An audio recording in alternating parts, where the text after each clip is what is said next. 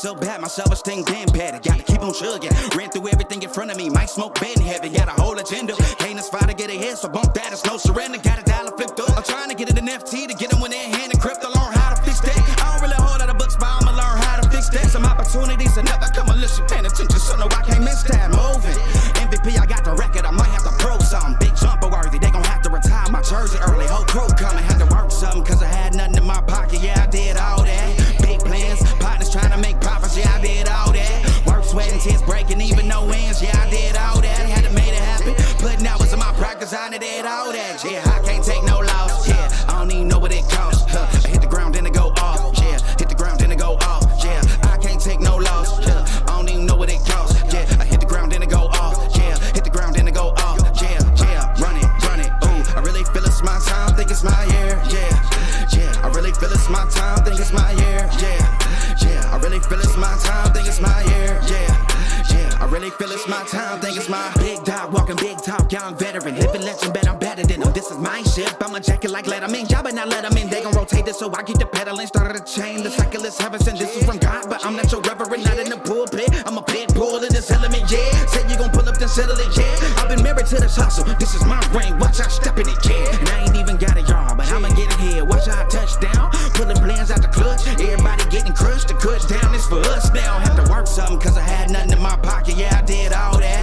Big plans. Partners trying to make profits. Yeah, I did all that. Work, sweat, and tears breaking, even no wins. Yeah, I did all that. Had to make it happen. Putting hours in my practice. I did all that. Yeah, I can't take no loss. Yeah, I don't even know what it costs. I hit the ground, then it go off. Yeah, hit the ground, then it go off. Yeah, I can't take no loss. Yeah, I don't even know what it costs. Yeah, I hit the ground, then it go off. Yeah, hit the ground, then it go off. Yeah, run it. Ooh, I really feel it's my time. Think it's my year. Yeah, I really feel it's my time. Think it's my year. Yeah, I really feel it's my time. Think it's my year. Yeah, I really feel it's my time. Think it's my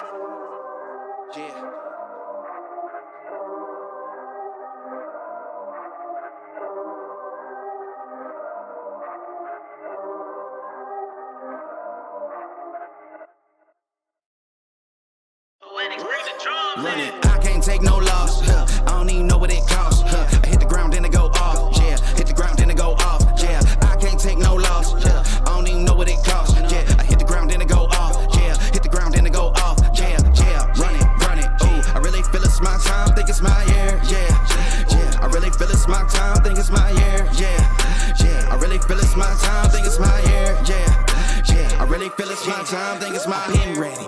Used to hold myself back, my self-esteem been bad. Gotta keep on chugging. Ran through everything in front of me. Might smoke bed in heaven. Got a whole agenda. Can't aspire to get ahead, so bump that. It's no surrender. Got a dollar flipped up. I'm trying to get it in FT to get them when they're in hand and crypto. Learn how to fix that. I don't really hold out the books, but I'ma learn how to fix that. Some opportunities are never come unless you paying attention. So no, I can't miss that. Moving. MVP, I got the record. I might have to pro something. Big jumper worthy. They gon' have to retire my jersey early. Whole crew coming. Had to work something, cause I had nothing in my pocket. Yeah, I did all that.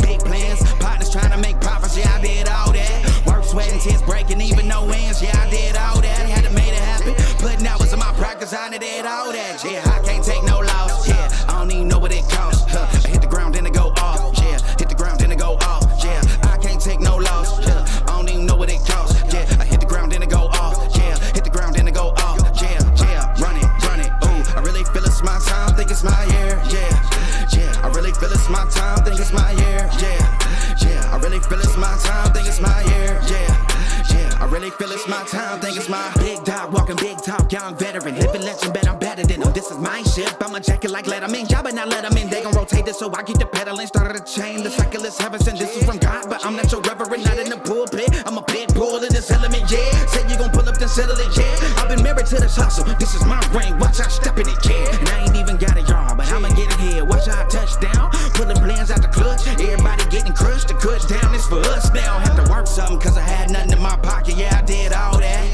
Big plans. Partners trying to make profits. Yeah, I did all that. Work, sweat, and tears breaking, even no wins. Yeah, I did all that. Had to make it happen. Putting hours in my practice. I did all that. Yeah, I can't take no loss. Yeah, I don't even know what it costs. I hit the ground, then it go off. Yeah, hit the ground, then it go off. Yeah, I can't take no loss. Yeah, I don't even know what it costs.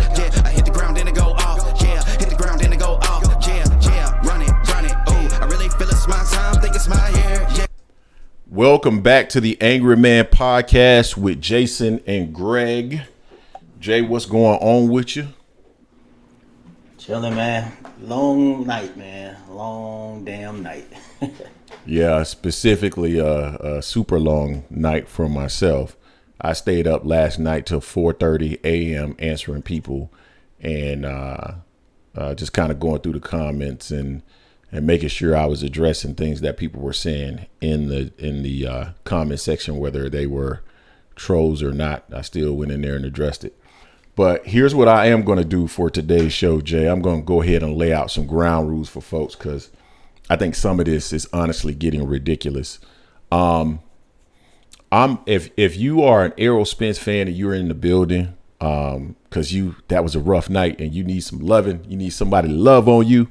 Of course, we're here to love on you as well because, you know, we're in the same spot. We're in the same predicament and we feel your disappointment as well. If you are here because you are a Terence Crawford fan and you here to talk your shit, by all means, come in and talk your shit because you were right and we were wrong. All we ask is for you to be respectful, not call people out their names and all that other stuff. And if you're in this, let me say this. If you come here to troll, and there's a difference between gloating and trolling. Gloating is, Greg, Jason, you didn't know what the hell you were talking about. You don't know boxing. You don't know boxing like me. Your opinions were wrong. Talking about the resume was not right. Your logic was flawed. All of that to me is fair game, right? You're gloating and you're talking your shit and we were wrong. We were idiots, whatever. I'm okay with that. I got thick skin. If you come in here saying that we said that Terence Crawford didn't have a chance, whoever got a wrench, boot him. Cause I'm not doing no more of this don't lie coming in here making stuff up. If you come in here and you say that we're liars, boot them. Because you're not going to insult our integrity. What are some other comments that I heard that are just factually incorrect? If you come in here saying that we tried to use a resume argument to say that Terence Crawford was going to lose, boot him, because we never said that. It's just too many things where people are coming in and I think they're taking things from other channels and trying to apply them to us. You said Terence Crawford was too small. No, we didn't. We had this fight 50-50. We leaned towards Errol Spence. Not going to tolerate people coming in and saying things that are factually incorrect. We did not say those things. So outside of that, man, we good. We are good. I mean, y'all gloat, talk your shit, you know, say Buzz the whatever you want to say. He's the best ever, whatever you want to say. He earned that right. He beat Spence last night. He dominated him. But just don't come in here lying and saying the shit that we didn't say. Facts. I'm not gonna tolerate. I kind of tolerated it last night because I know people were excited and the adrenaline was pumping and stuff like that. But I'm not gonna continue to. I've blocked many people already in comment section that were just saying things that were just not true. Go in there and talk your trash, talk your shit, celebrate. You name it, y'all should do it. If you're a Terence Bud Crawford fan. And tell us how much we're wrong. I'm all for that, but I'm not about to listen to stuff. You're not about to come in here and make a false argument and then argue your argument that no one said. I'm not doing that. Yeah. And all right, man. I mean, I still feel that he had the fundamentals. I felt like Spence had the better fundamentals. Mm-hmm. But he didn't utilize any of that. Like that was one of the main things we talked about as far as the path to victory. You know, staying true to who you are, being fundamentally sound, being an educated, aggressive type fighter. And that jab, we said, but we use that jab. He stays on the outside, uses the jab. And it makes it easier for him to counterpunch Spence, and that's exactly what he was doing. So, no excuses. Bud was the better man.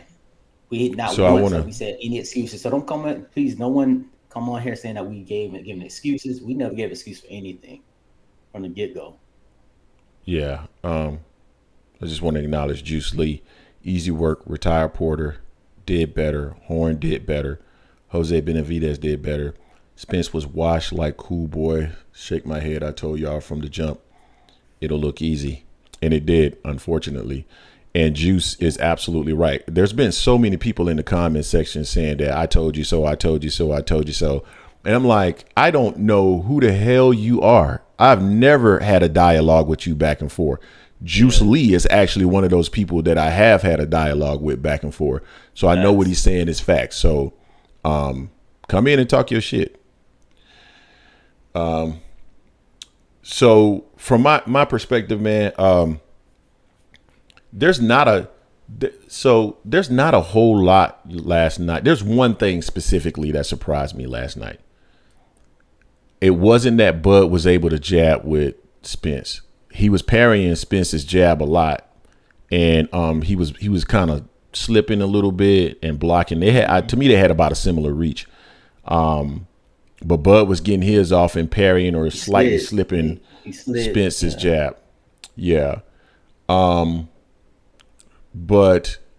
so that didn't surprise me. Bud's counterpunching didn't surprise me.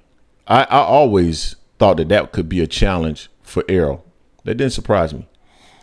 The part that surprised me is that when Errol got on the inside and kind of leaned up and pushed against Bud, he couldn't move him.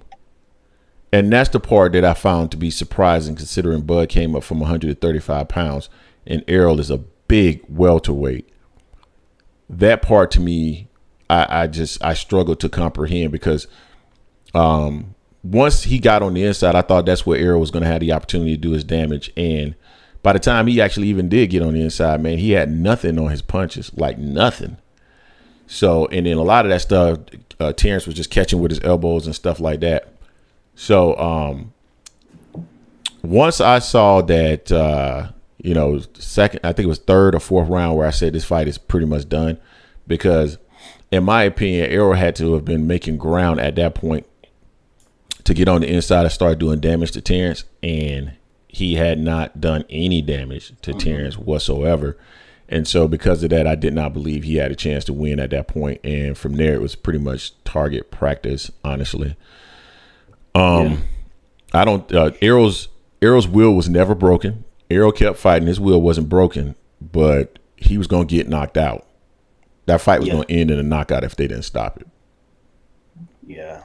It was going to end in a knockout. It was bad to get punished like that from the get-go. Biggest thing to see how Errol comes back from this, if he fights again or, if he fights, he's able to fight the rest of the year, if he's not medically suspended, we'll have to see as time goes by and he gets all the checks done, but as far as a rematch at 154, I don't think it'll make a difference. I don't think not the way the fight looked last night. I see people in the comments section talking about the way that Spence looked last night from his eyes. I didn't see Spence's eyes last night. He looked out lethargic beforehand, but to me, Bud won the fight. There's no excuse, and Spence didn't make no excuse. There's no excuses neither. Hey Ghazi Trini, what's worse, a TKO or a KO? I would say a TKO because of accumulation of punishment. I agree. And I'm gonna be honest with you guys. I'm knocked out. I'm not sure if Errol will be the same after this fight. That was to me that was comprehensive, and he took a lot of damage in that fight. If I'm his manager, I do not put him in the ring with Terence Crawford again. Now, I'm not saying that he can't do better at 154 pounds. I think he can. I think there's probably some tweaks that he can make to his game where he is more of a threat to Terence Crawford. But I didn't see enough from Errol Spence last night that a small tweak would actually give him an opportunity to win. Errol looked bad last night. And that's mostly due, in my opinion, to Crawford just kept catching him over and over with that straight left over the top. Errol kept ducking down and leaning forward and allowing Crawford to just tee off on him. Yeah, he's setting himself up for it all night. Yeah, it was crazy. And the thing is, Bud didn't even have to worry about Spence getting close to him, but did just little subtle stuff, and Spence just really seemed off. It wasn't Bud wasn't doing anything dynamic. He was just doing just enough. Like I don't have to go do too much to get out the way. And that's what I'm saying? That's why I said last night that when I said it wasn't Bud's IQ, because Bud didn't have to think Errol didn't really give him anything to think about. It was just like, hey, Bud's A game or plan A worked. There was nothing else to think about, and he just did that because Errol's offense was predictable. He did not vary his offense much at all. He didn't vary his offense at all, not much at all. He didn't vary it at all. It became predictable, and then Bud was just able to time it.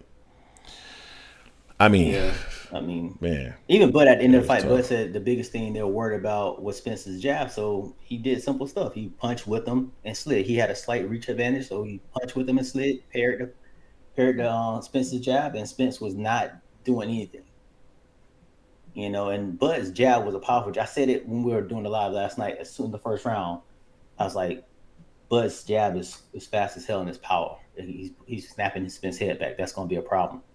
Sure enough, that was setting up everything. I mean, it was real simple on that. You know, I don't know if Spence was just at very off night where he couldn't even make it a little bit more competitive. Not saying that a different Spence would win, you know, but it was just, you know, Bud just handled things. He never made Bud get uncomfortable. Bud was just sitting there just chilling. It was almost like a glorified sparring session for Bud, the way Bud looked in there. You know, Spence didn't make him uncomfortable. Didn't get in to try to do any body work on him or nothing. Bud was just handling business, you know. He did the damn thing. Yeah, he didn't do anything to make him uncomfortable. And he was hurt by every punch that Crawford threw. Jabs, hooks, uppercuts, whatever Crawford threw, he was hurt. I'm completely shocked that Terence Crawford was so much stronger than Errol Spence. I was just about to say that, Greg. Just about to say that because he was able to push. I figured, you know, they might be very similar in strength. I knew Bud was strong just from seeing what he was lifting and stuff. But damn, it's just he pushed Spence, and Spence did. I thought Spence was going to go to the ground just from the push. I think it was around like 3 or 4. And then Gage, I'm sitting here like, and Bud didn't even like just use a lot of effort neither. And Spence just looked weak. He looked frail. I'm like, damn, you know. But I knew that jab would be power problems for him. Once that first round was going, I was like, yeah, it's bad. It is bad. Yeah. You got to give Crawford his props, man, because yeah. You know, I always said that Crawford, based off of his competition, I didn't know whether Crawford was how good Crawford was, because the competition, you got to put everything in the proper context. And I'll say this, I stand on everything that I put in those videos, because everything that I said was not based on emotion. It was literally based on logic and statistics, and that logic and those statistics clearly did not tell the entire story relative to Terence Crawford. And so I had it wrong, but I still stand on what I said. So that's why I don't like when people say we came in, we misled people. Like, what are you talking about? Like, I make it a point, and anybody that's followed this channel, I make it a point to use logic, ration, and numbers to try to make my point. And you're not going to always be right, and that's just what it is. And I'm quite sure most of us, I know all of us, have been wrong on boxing and the outcomes of fights on several different occasions. So just because you were right on this one and we were wrong on this doesn't mean we're not knowledgeable and you are knowledgeable. It's just that sometimes you get them wrong, and that's what it is. Yeah. I mean, it was just, Bud did his damn thing. It's like, the thing about us, we ain't ashamed to say we're wrong. That's the thing. People think it makes it seem like we're going to be like, oh, what? Nah, we picked Spence. And Spence was the underdog for a reason, even more because of the accidents and everything, being laid off from his last fight. But I just felt Spence would win over attrition and be able to get inside. I didn't think Bud's jab, punching with him like that simple process would stop Spence from being able to get on the inside. And also, I didn't know Spence would seem like that weak in there, but Bud handled business, man. Bud did what he was supposed to do, and I give Bud even more credit because of the respect he was at the end of the fight. So this is what I want to point out, and this is the stuff that I find to be frustrating. Stan says you use logic and statistics over tape. What did the film say? We actually did a film study, Stan. If we just used statistics and logic to make our pick, we would have had Errol by a landslide because we said that we believed his resume was better. We had to fight as a 50-50 fight, and I leaned towards Errol because I thought Errol would be too big on the inside. He'd be able to move Terence back, but I thought Terence had the advantage on the outside. So it was all about counterpunching versus a fighter that can get on the inside and put pressure on you. And will Terence Crawford stand up to the pressure? That's what was said. So, man, stop with the stupid logic or stop trying to tie in one thing to the other. That's not what was said. That is very frustrating, dude. Like, you guys are making your own arguments and then trying to attribute them to what we said. I don't like that. Bud's fight against Brook, Brook was shot. That doesn't say Bud is not a good fighter. Brook was shot at that time. That's just, come on, man. Let's be real. That Brook wasn't that good. Porter had 1 foot in, 1 foot out, but still handled his business, though. That's the thing. But still did what he had to do. He fought who he had to fight, who was in front of him. And he just beat Spence, so he's top dog. Band Up says Bud now the better inside fighter.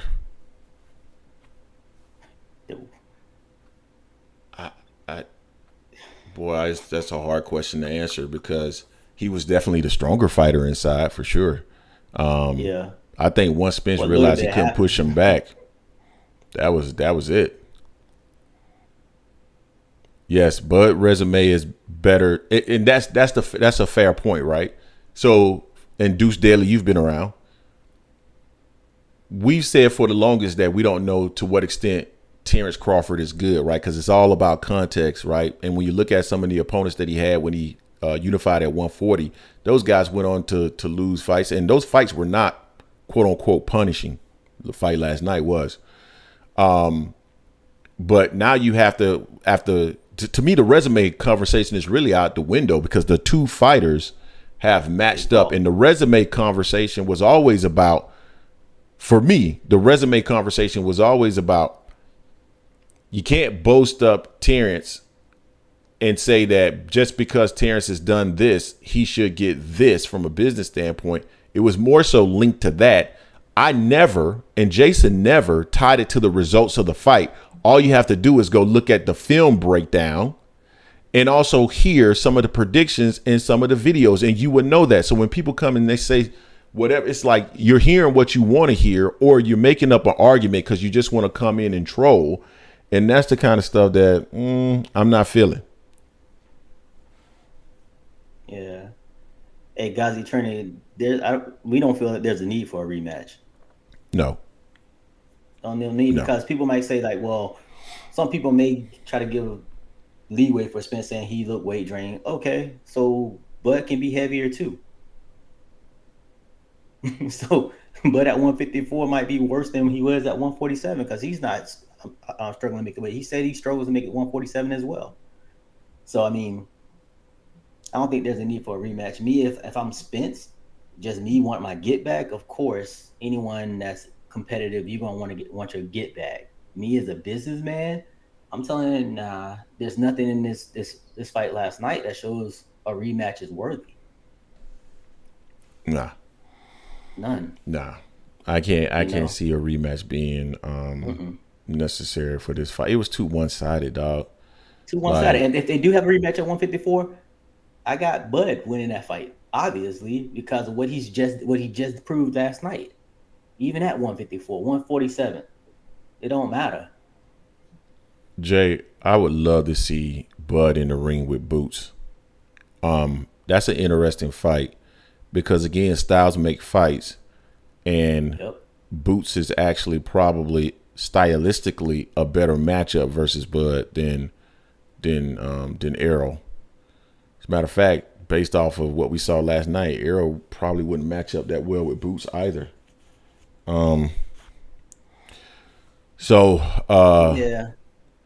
That'd be an interesting one right there. Yeah, that would be an interesting one. You know, but Bud and Boots. I mean, Boots doesn't do anything for Bud. Honestly, it's a great young fighter, up and coming, but we don't know what Boots can do. Again, looking at Boots' resume, we don't know what can do. We can see it. The eye test says he can do very good, but we still have some concerns with someone that can move. I want to see what he does against someone that can move, Yeah, and but Bud can do both when he nah, wants Bud to, ain't if he needs to. Bud ain't that lateral, bruh. I don't. He ain't gonna move a lot, but think about it. Bud doesn't have to move a lot. He can just move subtle changes. I don't That's think what that's Bud's I gonna don't. be doing. I don't think that's enough to keep Boots off of him. So he He'll got have to Boots over use it. Bud. No, I got to think. No, Okay. I just think it's an interesting matchup. I think I'm it's a saying good that matchup. all I'm saying is that the weakness that I saw from Boots, which may not even exist anymore, was from a lot of movement, lateral movement. That's not what Bud does. Deuce Daly, Bud stronger than Boots. Yeah, he might be. Seemed like Bud's stronger than everybody. Every weight class he moves up, he's stronger. Great fight by Crawford, but poor showing from Spence team that was unacceptable from the drain, rehydration, the lack of strategy. Chris White, I got to give you a lot of love and respect because my last name is also White. Maybe we can. But we got to talk Derrick James. Jay, this is what the second time within 2 weeks that a fighter seemed to be ill prepared. A fighter, according to other people, because we couldn't hear what Derrick James was saying, but the fighter wasn't listening to the instructions of the corner from what people are telling us. I haven't gone back to watch the fight. I'm gonna be honest with y'all. I can't watch the fight. I cannot watch that fight again. That was too hard for me to watch. I laid in bed last night and curled up just like a baby. I was curled up like this with the phone answering messages, and boy, they were pounding the shit out of us last night. Boy, they were pounding us. Pause. They were pounding us. Not Joseph Torres. Spence moving up to fight Canelo at 168. You trolling went down. There's no need for that. No, he can't be. He can't be Canelo. He can't be thinking about that. He has to think about what just happened to him by Bud. So I mean, that's so far in the future. I mean, Spence don't even know. We don't even know how many more fights Spence is going to have. Honestly, because a beating like this can really take a lot out of you. He's already been through a lot as is, and then this just on top of it. This could have him retiring soon, or he just might not be the same. No, facts, man. Yeah, if I'm Spence, man, I'm really considering hanging him up, bro. I'm considering hanging him up because I mean, do you know how car those fighters accident. are? He had 2 car accidents and one that we learned about during the lead up. So he had 3 car accidents, and then the retina issue, and then he's also talked about in the lead up to this fight the fact that there's other things that have been going on that we didn't know anything about. So that's why his story would be so great. So I mean, you've gone through a lot, man. You got a big ranch, you got a beautiful family. Probably made a ton of money off this fight. What I don't want to see is Spence come back. Is not the same fighter mentally, psychologically, physically. Get in the ring and get dominated by somebody. I don't want to see that. That's my guy. And my preference is to see him, if you want to move up to 154, take a tune-up fight, see how you feel. And if you feel good, then continue. If you feel shaky, hang him up, man. You had a great career. Oh, Chillville was at the fight. That's what's up, man. You got a good rest. Got some sleep in without Isak Cruz and Giovanni Cabrera fight. That fight was horrible. Absolutely horrible. But Spence, I give Spence all the credit in the world for having the heart to keep fighting. I wanna talk about Antonio Tarver very quickly while this is on my mind. Yo, brethren. So Antonio Tarver, fellow Floridian from Orlando, Florida, my hometown. I've met Antonio Tarver before, so I do have a lot of respect for Antonio Tarver. But that interview that he did last night with Radio Raheem was completely self-serving. It was about diminishing Derrick James in order to uplift himself and talk about himself as a trainer. I don't think that was right. If you want to talk about yourself as a trainer and you believe that you're a brilliant boxing mind, that's cool. But man, don't belittle another man in order for you to shine a light on yourself. I think that's whack. So I will say this. Antonio Tarver, yo, you probably should. I think Antonio Tarver has a son that's currently boxing.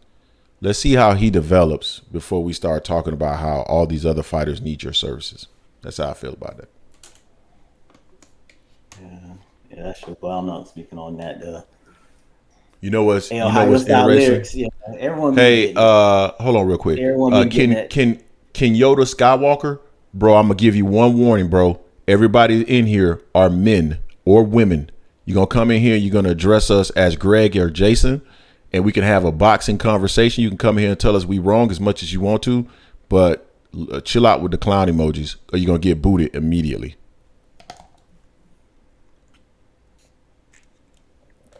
My bad, Jay. Nah, I was just about to. That's why I was going with that. But yeah, it's just you can be wrong. I don't care. You can be wrong. It happens. It's funny because Bud was a favorite. Anyway, so you picking the underdog and people's calling you, trying to call you a clown, anything like that. But it is what it is, man. We are able to give Bud credit and have no problems doing that. None whatsoever. We have no problem giving Bud credit. He did what he's supposed to do. He handled business. He dominated Spence in that fight last night. He's pound for pound number one easily, hands down, no question about that. So anyone saying that Bud ain't, then they tripping. I'm trying to see what the chat's saying there. Bud gave him his belts back because he felt sorry for Goldfish. I'm not sure what that means. Great fight, but can someone tell me how? Fight, Bud came on and gave him the belts back. I don't know what the whole gesture was about, but he did give him the belts back. How Bud was the fighting thing like is, Floyd. The funny thing Floyd about it, in the fight, Bud had the chance to really be a straight up asshole after the fight and really sell out. He didn't. He gave respect to Spence and the whole Spence team, but his fans won't do that or aren't doing that. A lot of ones in here are definitely doing it though. Brenda, the Jason Williams band up from time to time and band up try to get crazy. But nah, it's cool, man. Fight shit happens. So yeah. But when we watched the fight last night, we don't watch it with the sound, so we don't know what Derrick James was saying, what he wasn't saying. So yeah, I don't know if he was giving them instructions. Because when we watched the Frank Martin fight, we know he was giving Frank Martin instructions and Frank wasn't doing it. And a little bit I did hear, like the clips, Derrick James was like, you're just standing in front of you, got to move. I could tell you. I still would have given Bud respect. Nah, you guys really don't. You don't know us that well, bruh. Like we wouldn't have been. Because the issue, Stan, and the reason why I wouldn't have come on here and started talking mad cash shit is because I said it was a close fight. Exactly. I said it was a close fight. I didn't come and say it was going to be a wash.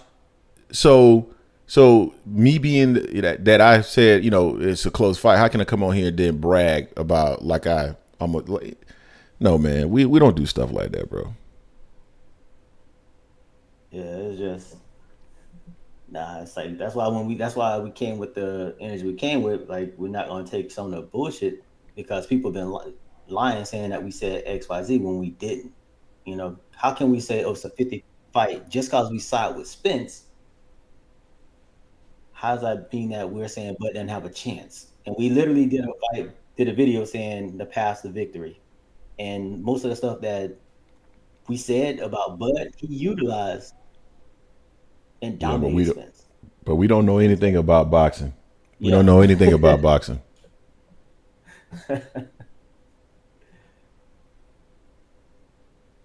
So yeah, but it's cool. No, it is what it is, man. You got to give fans the opportunity to come in and talk their stuff. I will tell you this. Right now, I got this thing on subscriber only mode. So if you're not subscribed to the channel, then you can't even be in the chat. So that's why I know. That's how I know I'm getting genuine Terence Crawford fans who actually wanted to come in and have a true conversation versus trolls that just want to stop by. Yeah, just want to stop. Because I can tell you, you can see people that are jumping in and then they realize they can't chat and they're leaving. And that's probably cats that want to come in here and troll. Yeah. Hey, King KO, we ain't crying. Greg Where's cracked King this Kev? morning at I like told 4 in the y'all morning. We ain't to crying. have that same energy. Now y'all here crying. What you talking about?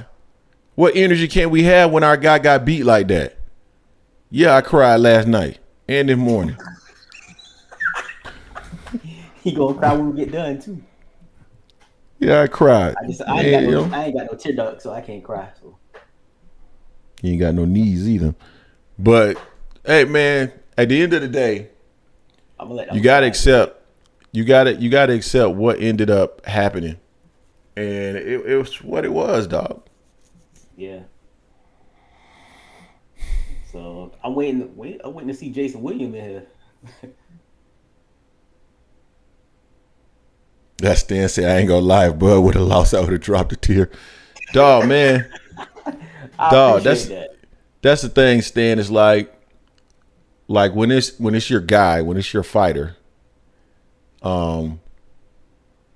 you do have an attachment to the fighter. So when they lose, man, especially like if Errol would have lost last night, but that would have been a competitive fight, man, I would have been like, oh shit, second fight gonna be a mofo. You know what I mean? You know what I mean? It was the way Spence lost that was just like, man, it killed me, man. It just killed me how he lost. And it's just like Crawford was finding him with every punch, and he was just getting beat on, bro. And that was so tough for me to watch. That was rough.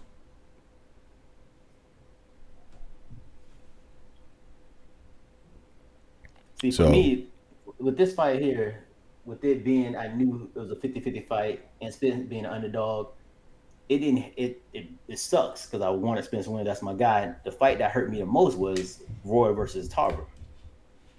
Because I just knew Roy was going to handle the business. I felt like he won the first fight. I was like, okay, second fight, he's going to make up for it. He really going to dominate Tarver. And when he got knocked out in the second round, that shit hurt. That one hurt me. This one right here, I can deal with because I feel it was a 50-50 fight. I remember that, bro. I was still in college. I was in college, man. I'll never forget that, man. That was the little you remember that little what do you call those two buildings that they're connected? It wasn't a townhome, but I forget what you call it, a little duplex thing, whatever it was. You remember that little duplex place I stayed at with me and LD stayed? I think so. You came to in Tallahassee? What was that? That was on that was right there by campus. It was the road. You had Monroe and then the road right over there. I was there. Palmetto South? No, man. No. You talking about the campus dorms. Nah, man. I'm talking about back in 2003 when you came up for homecoming, or 2002. I can't remember which one it was. Yeah, it had to have been 2003. Yeah, somewhere in there. But anyway, yeah. I was in there, man. Boy, and I looked at Roy getting knocked out. That's when they used to have the boxes that you could hit the button and unscramble it. Because I couldn't afford to fight. So I had one of those boxes. I unscrambled it. As soon as I unscrambled it, Roy got his brain scrambled. I was like, God dog. Bro, I felt like Simba and Mufasa. Get up! Trying to push Roy to get up. Man, dog, it's like you sitting up there hitting the mic, hitting the button like you like it's get up, like playing a game. Yeah. Like you Little Mac, like you hitting the button like you Little Mac. Right? Get up. A button. Get up. Ain't no getting up from that, Roy.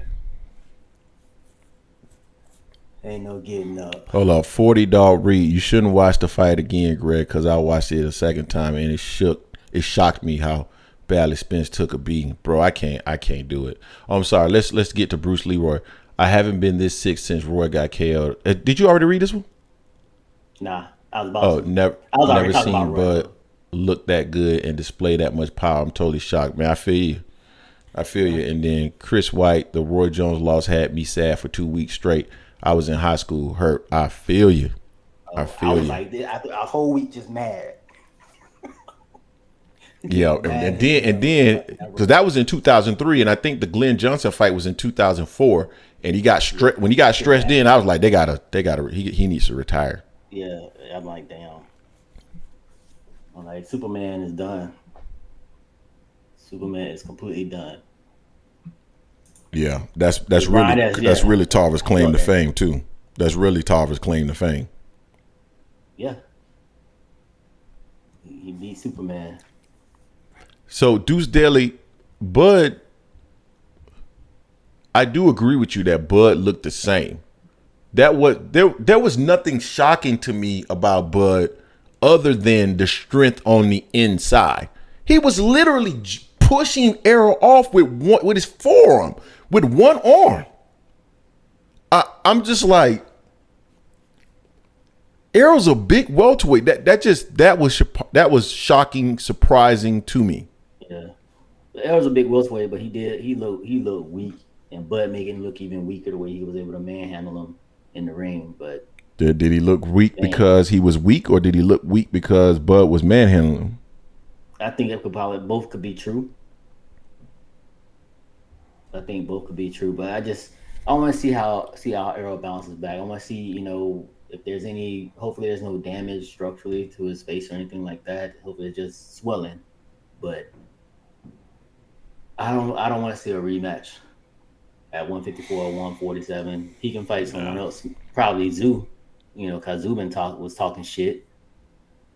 But I want to see I just want to see Spence's health, most important, just because of all the stuff he's been through. This has been the only loss on his record, no accident, no torn detached retina, nothing like that, I could feel a little bit different. But that fight last night was tough to watch, and the fight should have been stopped in round 6, not round 9. It should have been stopped. It could have been stopped a lot earlier.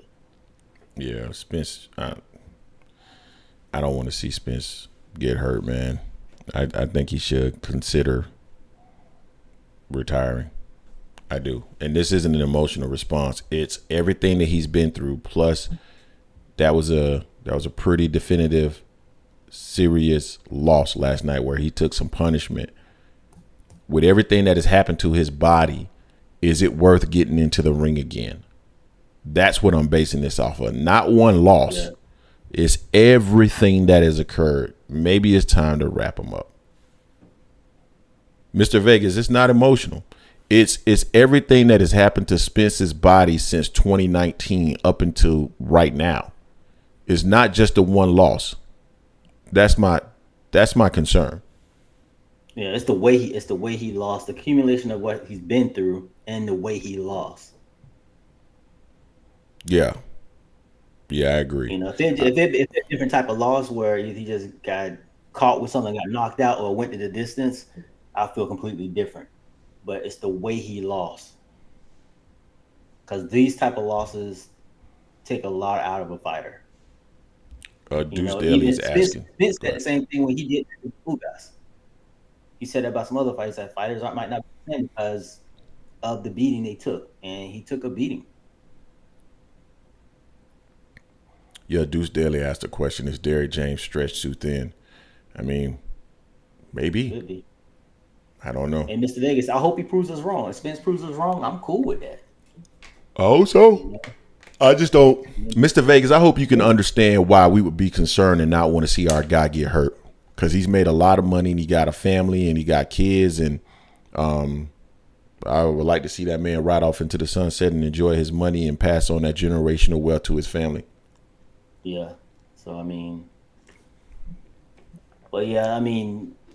don't know what's next for Bud. So if, let's say something happens where they don't medically clear Spence to fight in the end of the year? Should Bud take another fight end of the year to fight Boots or I would love that 154 and fight. fight Zoo? I mean, Boots, no, Boots or Mel. Like, man, Terrence don't need to waste his time on Tim Zoo. Boots or Mel. I agree. Those are the But two fights. he can't fight Mel. Mel fighting Canelo end of September. I Then don't know if that'd Boots. be enough time for another fight. Then Boots. It should be Boots in my opinion. Yeah.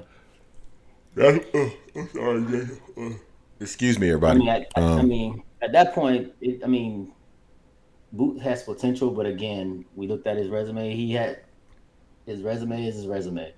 He has the potential to be the next great at 147, but we have to see what he can do against Bud. How big would it be for Spence's story to come back and win a rematch at 154? That's a Man, that'd be great crazy. question. That would be nuts because the win was so decisive. If he came back and won at 54, you would then question the win at 47 because then you would start thinking, okay, was he dehydrated? So it would certainly elevate him. Yeah, it would elevate him for sure. So that's a tough question. They said, who do you think, Ohio Style Lyric says, who do you think is on Crawford level that could give him a challenge at this point?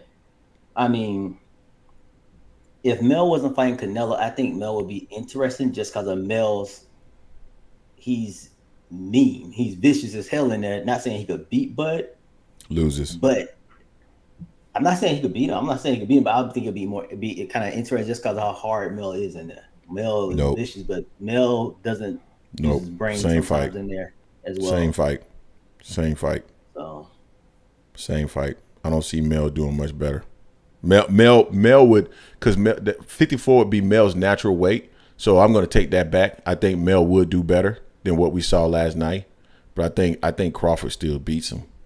Crawford looks so strong in there that he could stand up to Mel too. Did you see how Crawford was taunting Mel? Oh yeah. They got bad blood anyway. Mel need to just focus on Canelo. He need to keep his focus strictly on Canelo. That's I want to see what happens tomorrow because I'm curious. I'm going to be watching YSM to see what Boots says and see how much energy Boots has around that fight.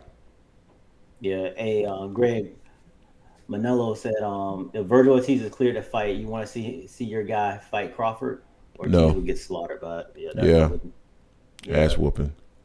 Ortiz his camp avoided Bud already, so nah. There's a reason they avoided him. Nah. Ass whooping. Hey, we got 171 people in the building, 40 likes, guys. Please hit the like button so people can find this content and enjoy it. Appreciate you. And if you're new here, hit the subscribe button. You may not be able to chat right now, but yeah, I'm sure you'll stick around and enjoy the content that we dropping. Yeah, I'm trying to think at 147, at 154. I can't see it, bro. I don't see anyone beating Bud at either of those weights. I don't know how high Bud can go and how much longer Bud has in fighting. Because he mentioned he turns 36 this year. So I don't know how much longer Bud wants to fight because he said he's not chasing Floyd's record of 50-0. So we know he ain't gonna be fighting more than 2 years. He ain't take no damage, so he could fight a few more years if he want to. Hell, but we'll see what he does, man. It just really depends on if Spence is healthy enough to fight in December. Because I think Spence is going to force that rematch. Bad idea. I don't think he's going to win. Agree. But, I'm not going to say not to do it if that's what he feels that he needs to do. Yeah. But he did say he's going to talk to his manager. And it might be a pride thing too, man. Yeah. Yeah, let's sit back and reflect on everything. He was just beat so comprehensively, though, bro. It's just like... Yeah, Brendan, that's why I said that Crawford mentioned his age last night. So that's why I'm thinking maybe a couple of years left. for him because he Yeah. didn't have anything else to prove. This was like pretty much like the cherry on top right now. This If fight I'm here. him, I ride. If I'm him, I'm right off into the sunset too. Hell yeah.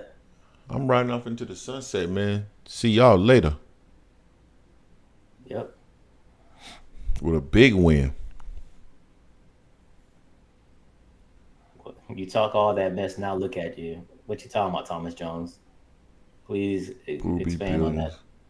Booby billions. What is Booby billions talking about? I'm trying to hop on Boots the bandwagon right now, man.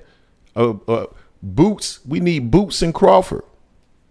We need Boots versus Crawford. I think I honestly believe that is a stylistically that is a better matchup, and I'd be curious to see how Boots deals with Terence and how Terence deals with Boots. But man, Terrence out that motherfucker looking like the Terminator, man. It's like Arnold Schwarzenegger out there just moving cats around. So Bud I got that don't country know. strength. He got that country strength. That's what Bud got. Understand it says Crawford destroys Boots. Who looking for a It's way out? levels, but I I'm don't not know if he following. destroys them. Beat Boots first thing he did, Errol. Yeah, this is a bad boy. That's wild.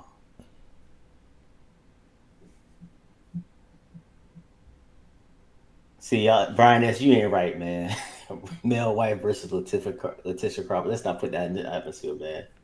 Let's not put that out there. I can respect that now. And I said I'm for Philly and love Boots, but I'm scared for him against Bud at this point. I mean, you have to be from what you just saw he did against Spence. So Yeah, that's what I'm saying too, Mike Check or T Ward. Boots, it's a different style. It's a different style. And Boots is slicker than Errol Spence. He's a lot slicker than Errol Spence. yeah. The stylistic matchup is what would be interesting. I'm not saying that he beats Crawford. I'm just saying that it would be interesting to see. Period. It is what it is. And Boots is also very long. So can Boots jump in and out on Crawford? I don't know. It'll be something interesting, man. It'd be interesting to see what's happening now. So I mean, this fight's done. Next fight we got up is the next major fight will be Mel and Canelo. I mean, we got some other fights sprinkled in between before then, but we got a few.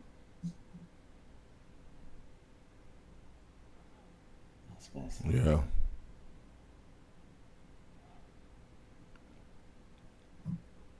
Let's see. Kenny Porter deserves an apology from a lot of people. Yeah. Yeah.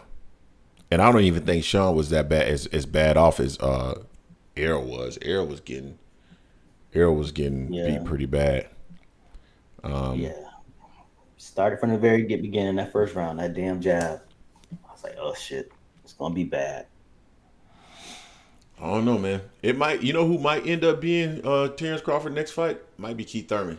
WBC might force that fight. Unless somehow, and maybe that's the reason why Thurman was like, wait for him to announce it, because maybe that's what he's gonna push for. I don't know. Let me not speculate, because Thurman told me not to speculate. So Yeah, I mean, nah, that wouldn't be good for Keith neither. nope. That wouldn't be good for Keith. Nah. It might be more interesting than the performance that Spence put on last night. Not saying Keith is better than Spence, but Styles makes I think fights. both. Yeah, So but you still never beat know. him. Yeah, I know Yeah, I saw that IBF too, announced Jay. Boots IBF. that.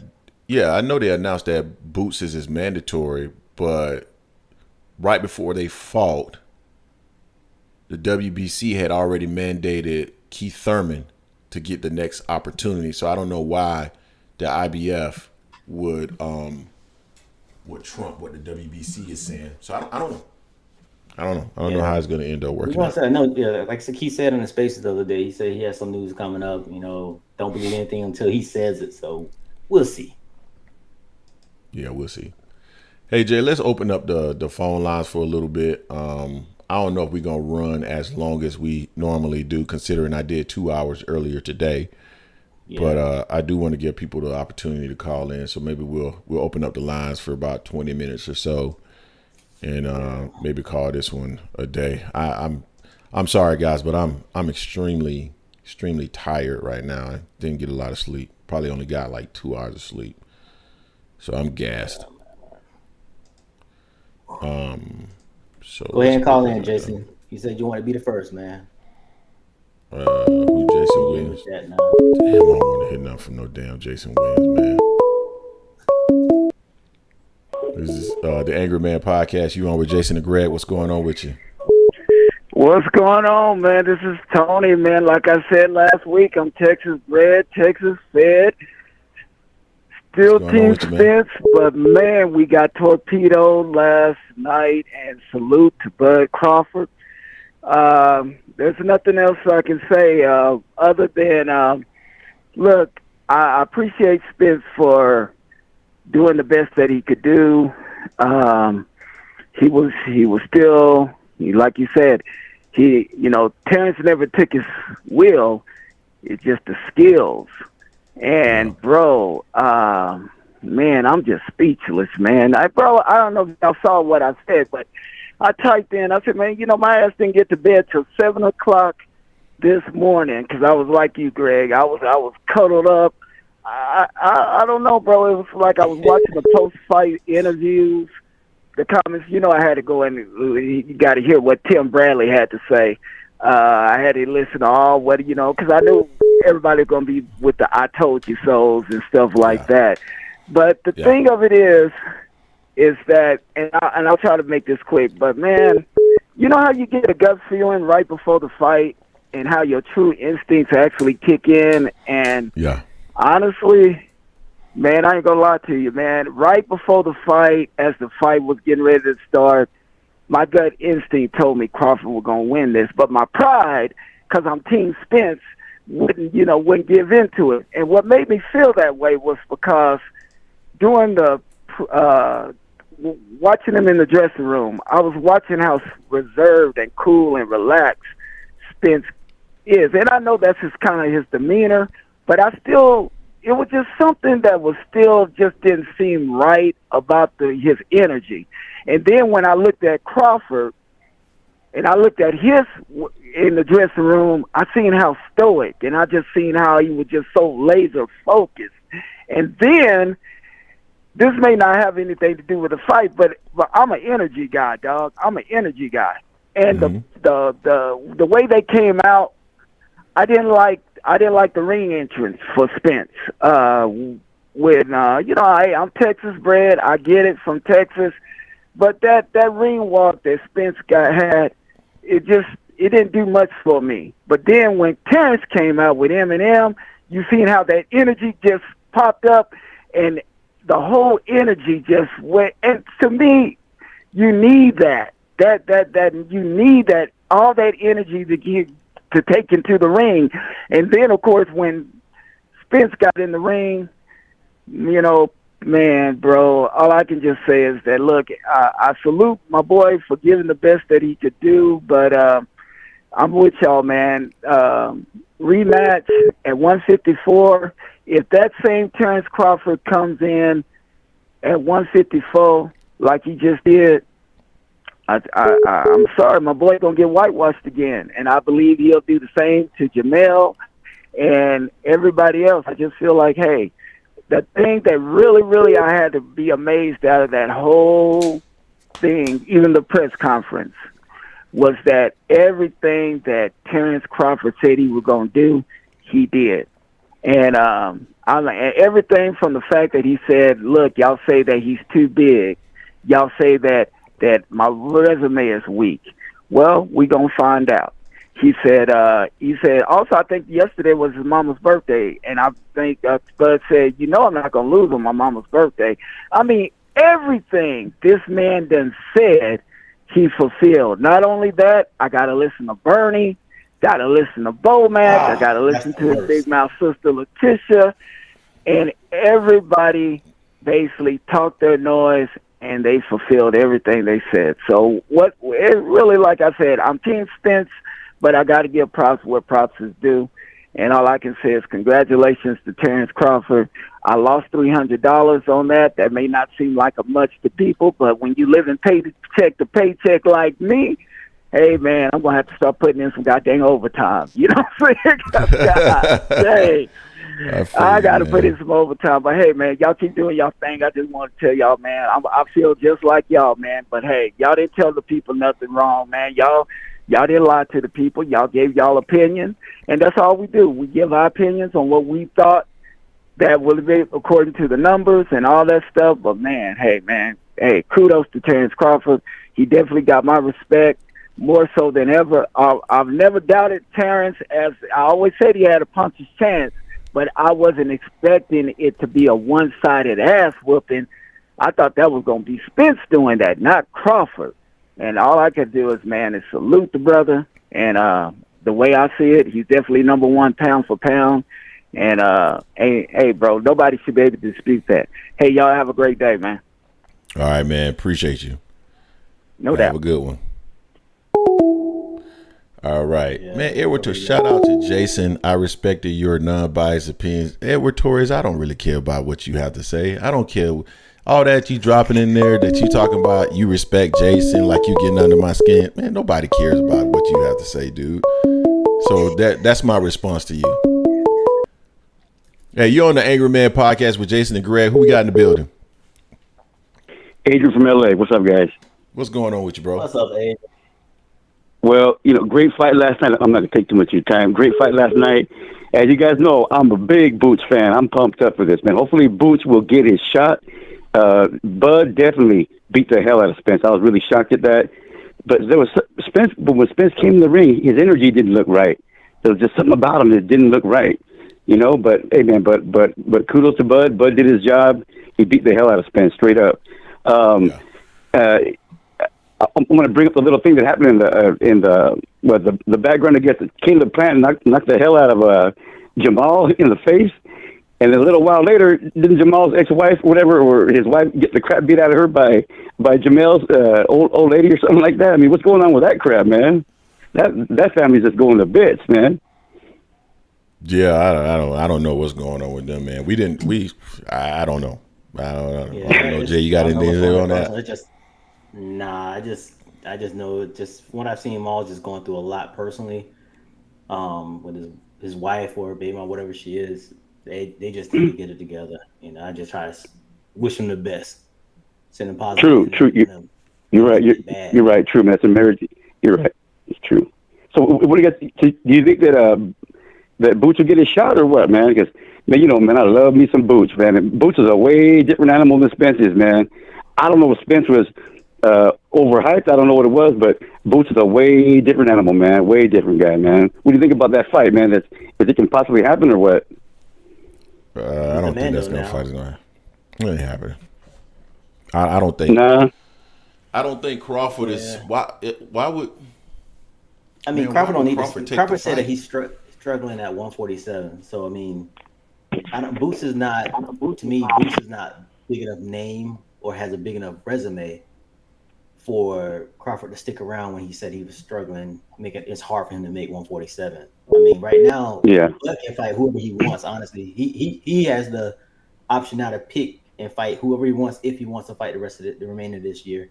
He did say he would probably fight, Spence for the rematch because Spence mentioned it to him. But I mean, right now, it don't matter what Boots want, what Ortiz wants, anyone else wants. Is what Bud wants right now because he controls everything. Real talk, but I don't want to see no rematch, man. There's no need for a rematch. No need for a rematch, man. Case closed with that. Hey, man, but I'm going to leave you guys at that, man. You guys got a lot of callers coming in, but we don't need no rematch, man. Hopefully, Boots gets a shot. Send a shout out to my dad. Love you, Dad, in heaven. And my son, Jeremiah. Love you, son. You guys both have a great day. And, man, hey, tell you guys next week, man. All right. You have a good one, man. All right, man. Have a good one. All right, you too, man. All right. Hey, Stan, man. I'm tired of you, Stan, man. I'm tired of you gloating like that, man. Let's take 206. 206, you in the building with the Angry Man podcast. What's going on? What's good, Jason and Greg? It's your boy Banda. What's up, Band What's Up? up, man? Up? What's good, man? You know I'm feeling good. No. Your voice. You got too much happiness in your voice. Exactly. Oh, I hope yeah. you choke with a fish bone. I'm not. Look. Yeah, I'm eating my fish fry, but I got my fish in the oven waiting for Marty. You know what I mean? I'm going on live with Marty, and I'm gonna show him the fish later on. Oh shit. You know what I'm saying? I got some fish from Marty later on. But what I say, Greg, you said this though. You said this. And I was saying this when I commented on one of your videos a couple of weeks ago. I said what you were saying. You know what I mean? Your analogy as to the pluses and minuses to Bud and Spence. I felt as a Crawford fan that was going to give Crawford the chance it would happen, because you said one way for Crawford to win, he has to hit Spence with something he doesn't see coming. And if I'm not mistaken, that's exactly what happened. He hit him with something he didn't see coming, and there he goes. He gets dropped. I felt he was dynamic, and I felt that skill set was enough to do that. Now, I was a little wrong when I said the later rounds. I thought he was going to at least go 10 or 11 before he got out, but 9, it happened. But I got to salute you guys for sitting here out of every podcast, out of everybody. You guys have been here the longest eating chow. You guys are real for that one. I appreciate that, man. And the reason why I stayed up late last night to address everybody in the chat as much as I possibly could is because, number one, it's an opportunity for people who are Errol Spence fans to come in the comment section and have the opportunity to talk. It is also to give people who said that Terence Crawford was going to do this the opportunity to say, "I told you so." I just like Band Up. You always been, you followed the channel, real one, said, this is how you felt about it, and you weren't trolling about it. It was just a difference of opinion. That I can respect that. Mm-hmm. But there's a lot of people that come in is coming in the comment section, they trolling and stuff like that. I gave them their opportunity to troll, but I'm done with the trolling now. Trolls, they get washed up out of here. But man, it's just to act as a conduit, man, for the sport, man, for people to have a platform to come in and talk and express their feelings, and that's what we created the channel for, and that's the whole point. So that's the reason why we're here. And yeah, sometimes you get them right, and boy, did we get this one so wrong. Yep. It's all right. It's all right. It's like I agree with you. It's coming from. I feel like you said, you were going off of the number you stand on everything you see because you were going off based on what you had in front of you. You know what I mean? The numbers you had. I was taking it. Me personally, I was looking at it more for the eye test, and though you guys wanted to say that people wanted to say his resume might not have matched up with Spence, Bud had made a comment. He was like, Aegis was really strong. You know what I mean? He's probably one of the stronger welterweights that I had to do with. And I honestly I've looked at Aegis. That's when I went back and watched those 3 fights that night. I looked at Aegis and I'm like, dude is built. You know what I mean? He's built a little weird. He might not have the muscle to pop up, but he is strong. And if Spence is not that much stronger than him, then it was going to be a hard night for him. And that's what happened. But after the fight with Stephen A., I don't know if you guys seen it, he said he took one of Errol's punches right on the chin and was like, okay, this is it. And then it was over from that. He couldn't, and that's kind of what you guys are saying. If you can't give him that respect, it's a wrap. Because the dynamics and the skills are going to take over. Said that right at the beginning that Terence had to hit him with something that get his attention and his respect, and that was one of the ways to offset his pressure. It's like people don't listen to what we're saying. All they want to do is say we hate. They don't listen, and that's why I appreciate what you just said, Band Up. I appreciate that. 100. You know what I mean? I'm gonna let everybody go, but you know what I mean? Oh, I'm going to cook when I get on Marty's channel. I might be in attendance for that. All right, man. Give salute. All right, later. All right, let's see what people are saying in the chat section. Okay, this fight tells us the resume does not matter. I agree. Bossland, Mr. Vegas, damn, you hurt, bro. We all hurt. Charles Young, anybody hating on Crawford? Yep, I agree. We got 210 in the building. What's going on with you, bro? Hello, my friends. It's Jerry Soriano. You're learning for life. How's it going? Oh, fuck! You knew How's it going today? Man, you could have let that one go. I actually wasn't going to call until next week, but I just wanted to say this. I'm not calling a gloat. I actually don't even. I thought I was going to feel a lot better today, and I don't. I'm actually a little sad, and I'll tell you why. Yeah. I'm a boxing fan first, and I know y'all didn't believe me when I used to call in and talk about Spence. I'm a boxing fan first. I used to be a big Spence fan. I still am a Spence fan of boxing because I think the guy is great. He's got a great story. But up against Crawford, what changed my mind was when I saw that matchup with Porter, and it just totally changed my mind. I was like, nah, it's not a good matchup. It's not a good stylistic matchup for Crawford. It's just not. There are three groups of people that were not surprised by yesterday's result. And the first one is Crawford's team, because after all the trash talking, I think we can all agree they humbled themselves, and at the very end, I mean, honestly, I think, and I was a little surprised by only one thing, Crawford likes Spence. I think they tried to deny it, but I think the bond that they gained with Crawford calling him and Spence making an effort, no matter what PBC was saying, to put the fight together, I think that bonded them, because at the end of the day, they said, hey, man, let's make some money. And I think, although they didn't want to come out and say we're friends and all that good stuff, the way Crawford fought last night's fight reminded me of Porter, because Crawford, I think, could have ended that fight a lot earlier, and he did not go after him with the killer instinct that he normally goes after the other fighters. He got him in trouble, and he just kind of, I don't want to say he dragged it out, but he kind of dragged it out until he had to end it. Hopefully it was going to be the ref, and he didn't have to actually lay him out.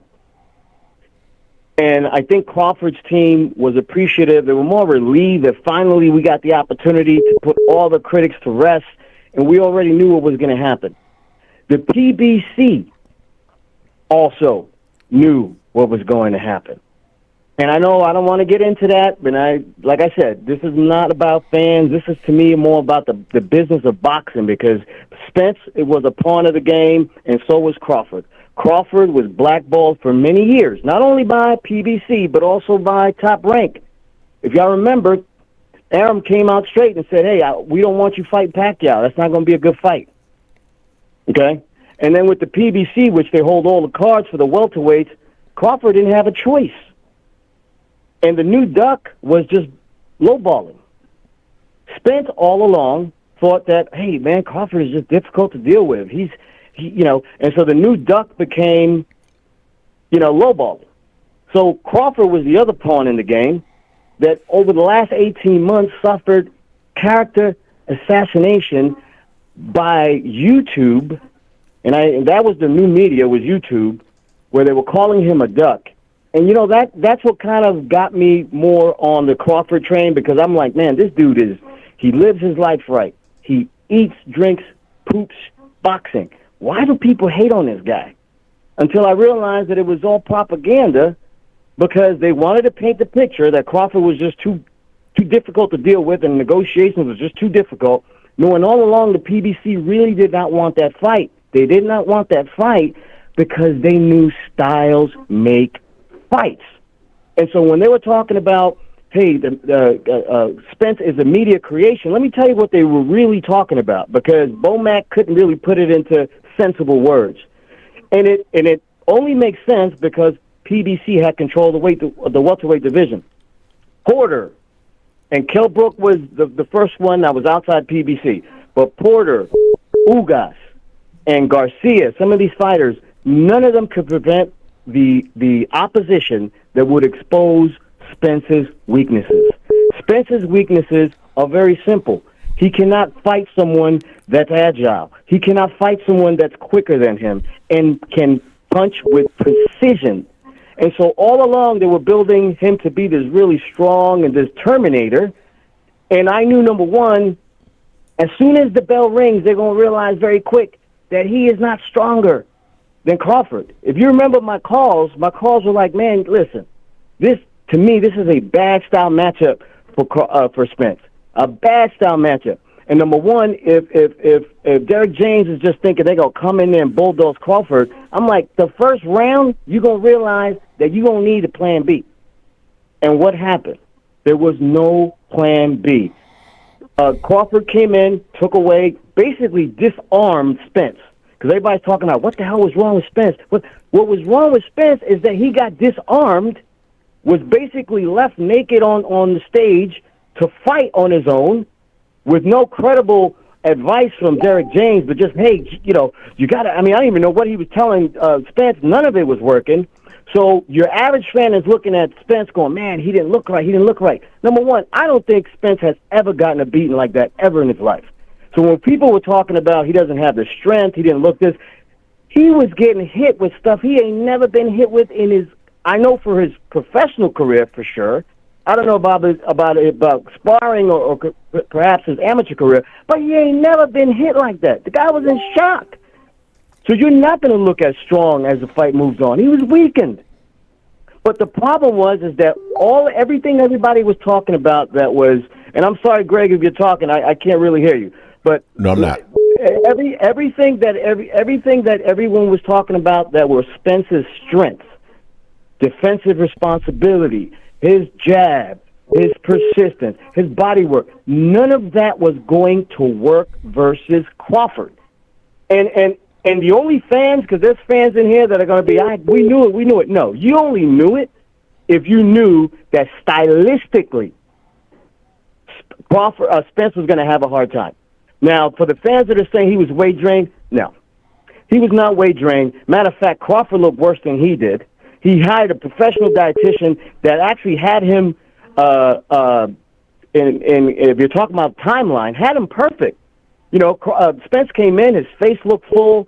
I mean, that was not it. And we're talking about inactivity. You can't blame that either. Because when he fought Danny Garcia, he was 16 months out of the ring. When he fought Ugas, he was 17 months out of the ring. And when he fought Ugas, everyone was saying, he's a monster. He was only out of the ring 14 months this time around versus Crawford. So when we look at Spence, we have to look at what we actually are witnessing. It was a style matchup nightmare from the very beginning. The PBC did not like that. Derek James didn't even like the matchup. I was telling people, man, Derek James, he's cool, calm, and collected until Crawford's name is brought up, and then he just loses his character. How he was talking to Bomac. I mean, Derek James doesn't act like that with nobody. But when it came to Crawford, he didn't like the matchup, man. And the only reason that fight happened was because Spence answered the phone call and was just like, what? Let's make this work. What's going on? I mean, because the PBC didn't want it. They wanted 65-35. They were making things as bad as possible so that Crawford could turn it down, and it was working for a while there. The plan was working to a T until Spence answered that phone call and was like, oh, man, yeah, well, they want me to fight Thurman. They want me to fight. Oh, is this all it's going to take? All right, give them the money. Make this work. I mean, if it was truly strap season, the PBC would have done anything possible to give Spence the opportunity to become undisputed. The reason why they didn't do everything possible is because they didn't want this to happen. But here's the good news for Spence. Spence, I really don't want to see a rematch. And I hope the guy, unless they're going to make a ton of money, I think both of these guys need to make a ton of money for the rematch to be worth it. I personally don't want to see a rematch. I think that Spence can go up to 154 and fight Zhu or fight Fundora, and he's going to look just as he did against Ugas, against those two guys that are going to be in front of him. Fundora is a big, tall guy, but he fights small, and he doesn't use his range, and Zhu's going to go in there and bang it out. Against those two guys, I promise you Spence is going to look like his old self, okay? And then with Crawford, he has to either, number one, he can go into Thurman just to build his resume, and Thurman's going to sell it. Thurman was in I don't know, rare form last night. So I think Crawford needs to go ahead and take that fight because he's always wanted to fight Thurman. And I think Boots needs to build himself up, go ahead and fight Ortiz or fight Stanionis. He has to fight one of the top guys. He needs to look really good in that fight. And then Crawford needs to fight Boots. He's got to fight him. And if he doesn't fight him directly after that, then he needs to mandate his WO and fight Charlo as soon as Charlo gets done with Canelo. But those are the only fights that I think are worth it right now. I personally don't want to see Spence fight Crawford again, because if they fight again, I don't see anything changing, and it's going to be tougher for him to come back from back-to-back, which I think are going to be they're going to expose him, and he's not going to look any good. And so, my friends, I'm glad. I don't know if I'm still on the line, but I'm calling just as a boxing fan. I wasn't calling the gloat. I think, honestly, you guys have done one of the best jobs out of all the YouTube channels that were pro Spence. A lot of them are hiding. There's some that even logged up. They have not even logged on. And I saw Greg. I don't know what Greg was drinking last night, some cognac. He was tilting it back. But I think you guys did a great job of just going back. And you know what? Your YouTube channel is going to survive because you show what you're made out of, your brand. And overall, we're all boxing fans, boxing enthusiasts, and I think you guys did not run from any of the backlash. Of course, you're going to get fans calling in, and you're going to get your trolls, but I just wanted you guys to know that I'm a true fan of the channel, and I wasn't going to call to gloat or do anything along those lines. I'll hang up and listen, but I hope I hit on a couple of points that I really wanted to call in and just kind of chat with you guys about. All right, my friends, I'll hang up and listen. Appreciate that. Enjoy your Sunday afternoon. All right, appreciate you, man. Thank you for calling in. Peace. Yeah, we gotta let the Crawford fans come in and do their thing, man. Thank you. 251, you in the building. Angry Man Podcast. What's going on? Yeah, I was just calling in to talk about the fight last night. Yeah. Yeah. I felt like that Spence was Can you turn your volume down in the background? Like, can you turn your volume in the background down? Can you turn your volume down in the background? Yeah, let me mute it. Yeah, I felt like Spence was shook from the beginning when he walked out with the dude from Texas, and then all of a sudden he turned around and here come fucking Crawford with Eminem. It was almost like the perfect setup. Then they get in the ring, and like, you know what I'm saying? I just felt like Spence was just disrespectful the whole time to Crawford. Like, just trying to be sideways slick with the comments, stuff he was saying, you know what I'm saying? Like, Crawford wasn't nothing when Crawford really was the undisputed champion that gave up his belt to come to your weight class. You know what I'm saying? To chase after you to get your belt. But they was trying to make it like, you know what I'm saying? Crawford ain't nothing, Spence is everything. And that's why I was just like, man, this shit is just a setup. So me and my family, we better with Crawford.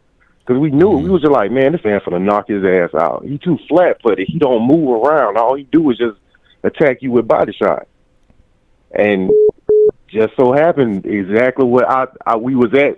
Actually, we was at Beauregard. I was in the bed. I had my cousin with me. I told him, I said, man, listen. I said, I'm gonna take Crawford in the 10th round. I said, actually, the bet was under 10. I said, I'm going to take Crawford under 10. I said, I feel like he's going to knock him out. My cousin said, nah, you ain't going to knock him out. And that's exactly what happened. He got knocked out. Yeah. No, that's exactly what happened, man. I just don't feel like he humbled himself. Like, he was just, it was just off. Like, the whole vibe of the fight was off. Like, I felt like he could have, I don't know.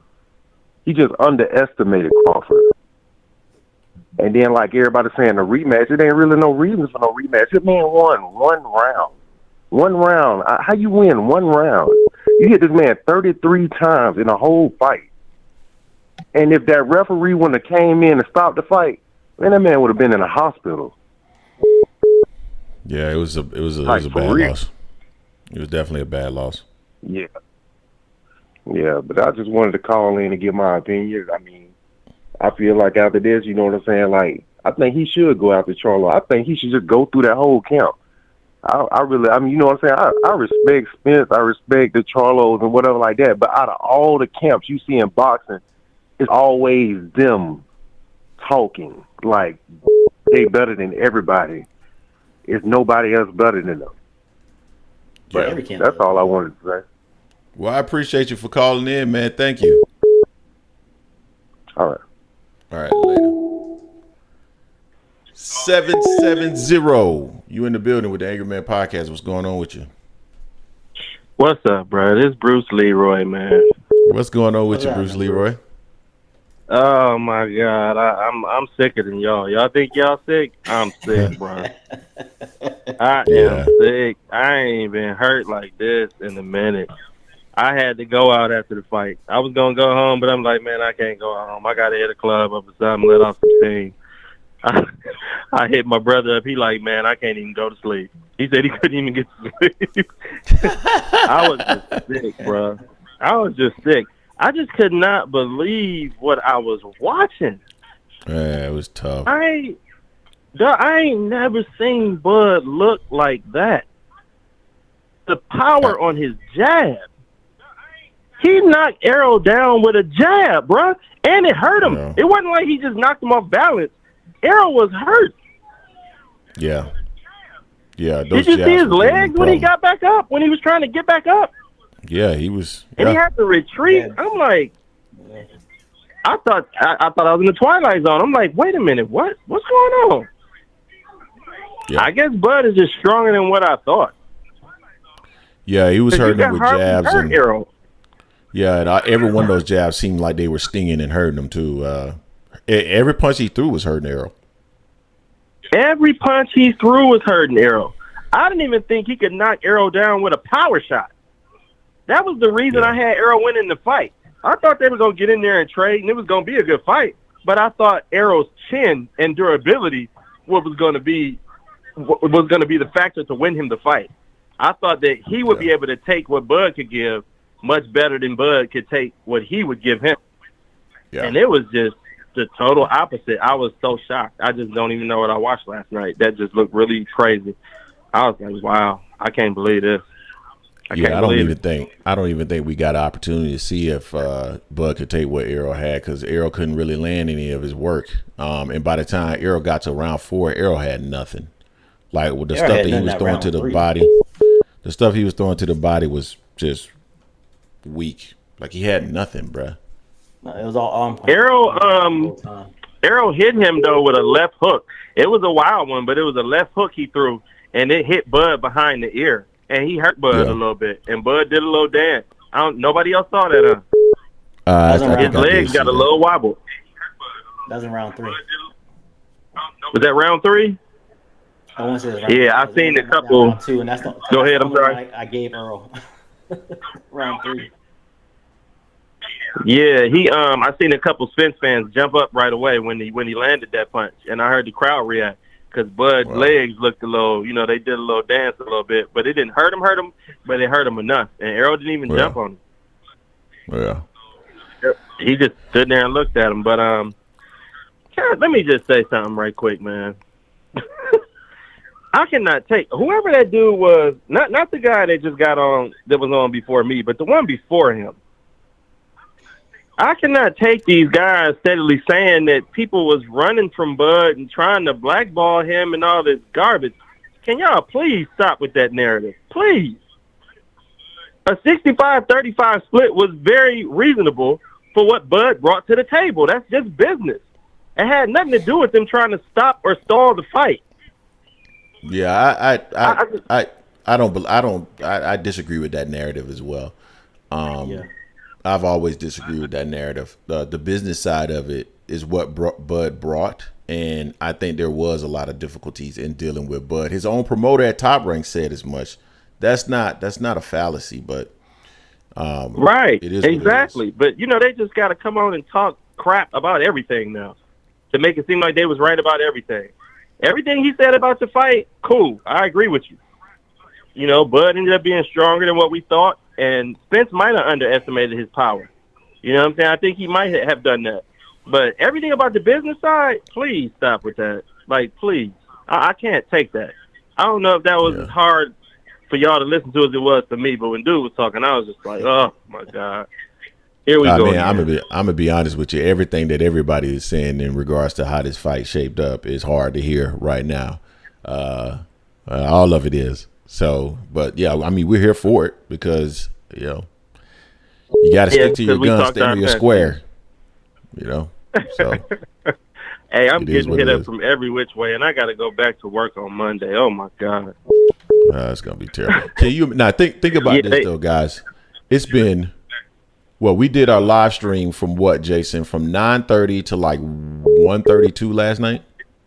It's like 2. Like 2. Then we dropped a video. Then I stayed up until 4:30 answering stuff in the chat. And then I did a live stream for 2 hours this morning, and now we're on the second live stream, an hour and 30 minutes. So we've given this a lot of our time for people to get the opportunity to come in and give their thoughts on it. So I'm beat. Yeah, I am too, and I'm sick, and I just can't believe my boy got pieced up like that. I just cannot believe it. Spence looked real defeated in the post-fight interview. Yeah. He really did. He looked really disappointed. Spence got a lot of heart, though. I don't know if he's really going to take the rematch at 154 or if he's just saying that, you know what I'm saying? Like, I mean, ain't no man going to sit up there in front of everybody and say, no, I don't want a rematch. Anybody's going to say at the moment, like, yeah, we got to run it back. Yeah. I don't know. I know his boy. I know he's a big Terry Norris fan. I'm going to leave y'all with this. I'm going to get off after this. Terry Norris is like one of his favorite fighters, and Terry Norris lost to somebody really bad. I can't remember that dude's name. And it looked bad, like it was no need for a rematch. Mm-hmm. And Terry Norris came back, and he avenged that fight, and he beat that guy. He need to holler at his boy, man. He need to holler at Terry Norris. I'm sure these fighters, a lot of them know each other. If that's his boy, man, go get some inspiration. Go talk to him. See what you can grab from him. Because I would like to see Errol come back and try to fight him again. Because I'm just that much of a fan of him, not just boxing, just as a man. Like we love Errol. That's who you talking about? Yeah. All right, bro. Yeah. Y'all be all right. easy, Well, man. appreciate you, man. Appreciate you, Bruce. All right, man. Yeah. Oh. All right, we'll take a couple more calls, Jay, and then that's pretty much it, man. You're on the Angry Man podcast with Jason and Greg. 303. Who do we have in the building?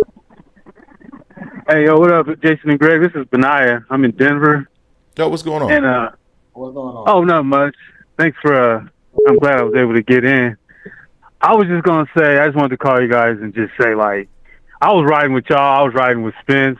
I just did not expect this, and I wanted y'all thoughts maybe on how confusing it is that somebody who holds 3 belts, had to beat 3 champions, just gets beat down like that, but to the point where, in my opinion, and I've heard other people say this, that almost looked like the easiest fight Terence Crawford had, one of the easiest fights he had.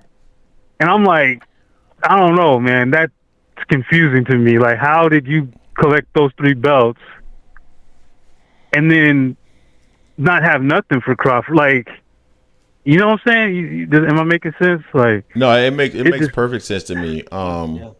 So I think number one, styles makes fights, and Terence Crawford's style wasn't a good style for Errol Spence. I think that's part of it.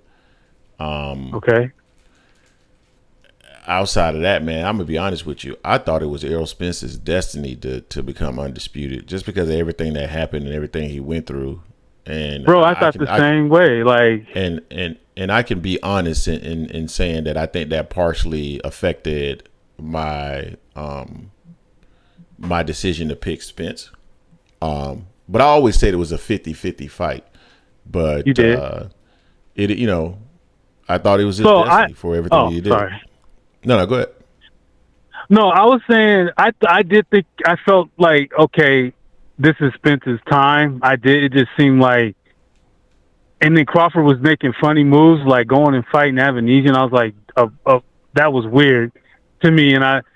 But I also thought Spence was big and strong, and he wears people down. I thought that was going to matter. But it was almost like Crawford did to Spence what Spence normally does to others better than Spence does it to those people. Yeah, it was weird. It was like Crawford fought the way Spence fights better than Spence does. Yeah. I was like, yo, this is crazy, yo. Yeah, no, I hear you. I feel like Crawford just zapped him with the jab and continuously catching him.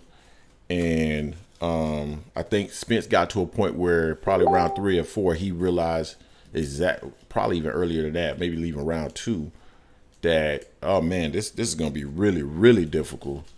And which he should have known to begin with, but yeah. And my thing is, I feel like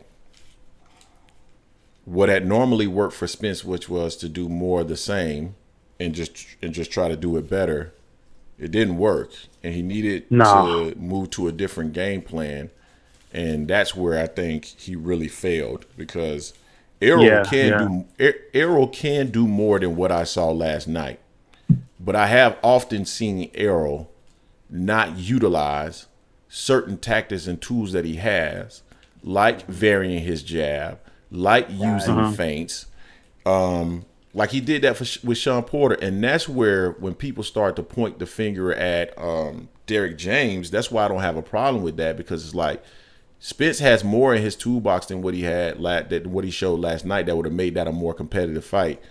Why wasn't it on display? That's the question you got to ask. So, yeah, facts. Yeah, I mean, I gotta give. I mean, personally, me, I gotta give Bud his props. That dude outclassed him. I don't think it was Derrick James' fault. I felt like Spence kind of fought the way he fight, and it's like Crawford wouldn't let him do it. That's just the way I say. I have to watch it a few more times. Yeah. It seemed like Spence went in there to win the way he'd been winning, and Crawford, whether Crawford was just way more educated on Spence's style than previous fighters, but it was just like, none of this is going to work against me. I see what you're trying to do. And, I mean, Crawford's face was flawless at the end. I just couldn't believe it. I know I keep saying that, but it was just like, dude, did Spence land any punches? And I'm going to go out on a limb. This is going to sound crazy. I might get roasted for saying this, but I personally don't want to see Spence fighting him. That was a career-ending fight, in my opinion. And that might be a very, strong statement, but I don't want to see Spence fight no more after that. That junk there was concussion level. That was like, you might not be talking. I mean, that man's face was swole up like Martin from after he fought Tommy Hearns. That was crazy. Yeah. I did not expect that. I didn't expect that. And then all these... And sorry. It's possible. No, I said I didn't expect that either, and it is possible. It is possible. He took a lot of punches last night. Bro. So. But, and then the last thing I want to say, and I'll get off your line, is Marlo. I was listening to Marlo. He said something interesting, which was like, Crawford kind of, and I think y'all touched on it a little bit before I called, is like, he kind of, in a way, beat Spence on every level, meaning he got what he wanted out of the negotiations. He made Spence wait. Now, I don't know if any of this was deliberate, but it's how it looks. He made Spence wait. Then he went in and beat Spence up. It's like after all that, what Spence had to go through and just the negotiations and postponing it from November and just all of the madness, it was like, I thought that would be fuel. And then he just totally dominated him in the ring as well. It's almost like, dang, you almost got to be like, it was destined for Crawford. I mean, and he's got to be, bro, top 10 welterweight all time. Is that extreme to say? Would you say, or welterweight? Hearns, Sugar Ray Leonard, Mayweather, Duran, Mayweather. Who else? What are you talking about? Welterweight. Oh, yeah, probably. I'm trying to think of any other type. I mean, Oscar De La Hoya, Shane Mosley were also there. And they were at their peaks when they were there. Pacquiao. Yeah, Pacquiao. So yeah, he's probably in the top 10. Wow. Did Aaron Pryor ever go? Aaron Pryor was at welterweight. Was it Aaron Pryor at welterweight? No, I'm not. I want to say Aaron Pryor was at welterweight. Oh yeah, Pernell. Forgot about Pernell. Yeah, and Julio Cesar Chavez. Forgot about them. Yep. Thank you, guys. But yeah, man, he might be up in there somewhere, dude. For sure. But anything else you want to share with the people? No, hey, thanks for taking my call, man. Y'all hang in there. I know this is rough because this was not expected, but a good show. I'm glad y'all are man enough to eat the crow like you're doing. That's what's up. I thought you really was gonna shut the channel down for a week, but I appreciate that, man. Thank you for no letting me worries, talk man. on your show there. No problem, man. Appreciate you. All right, now take it easy. Later. 757, you in the building? What's going on with you? Oh, we lost him. One more call, man, and then I'm gonna hang it up, guys. My apologies, but I am exhausted. 832, what's going on with you? You in with the Angry Man podcast? Greg, what's going on? What's going on with you? Tracy Jackson out of Houston, Texas. Can you hear me? Yeah, I can hear you. Yeah, we got you. Okay, real quick. I got, I'm not going to repeat what we just all saw last night, so I got some interesting questions. Well, first of all, how much credit should we contribute to Bomac's contribution to Terence's dominance in comparison to Derek James' no solutions for his fighter and taking that terrible beating? I don't know. Bomac is one of three coaches. Yeah, it's hard for me. Okay, let's say all three associates. Are we meaning that whenever we talk about Terence Crawford, we just talking about Terence Crawford just pulling stuff out of a magic hat and not giving it to his trainer? But when we talk about Errol Spence and everyone else, we look at Derek James, their world-class trainer. Why can't we look at Bomac in the way? Mr. Cheeto, man. Yeah, I'm saying though, Bomac has had some other fighters. Bomac has had some other fighters that didn't look good too, bro. Oh, really? Oh, yeah. You know what? I'm not gonna lie. I never even heard this dude until Terence Crawford. Yeah, who was he? He was training in Amir Khan for a little bit. He looked like trash. Who else? Somebody else that he was training got sparked here recently. I gotta go look. Oh yeah. He fought that dude that fought what's his name? The kid at 135 that wants with the dimples. Shakur. Oh yeah. I can't think of his name. Shakur right Stevens. The guy that Shakur Stevens knocked out was under Bomac. Jamel Herring. Yeah, exactly. But has he ever trained anyone without Terence Crawford in his camp? I don't know. I'm not sure. See that might be the factor. You know what I mean? He had this one guy that he was basically, giving most of his time and focus on. And I just thought that was something that no one brings up as far as just giving Bomac, his flowers. You know what I'm saying? And especially now that Terence is in a position to literally destroy Derek James' legacy in boxing.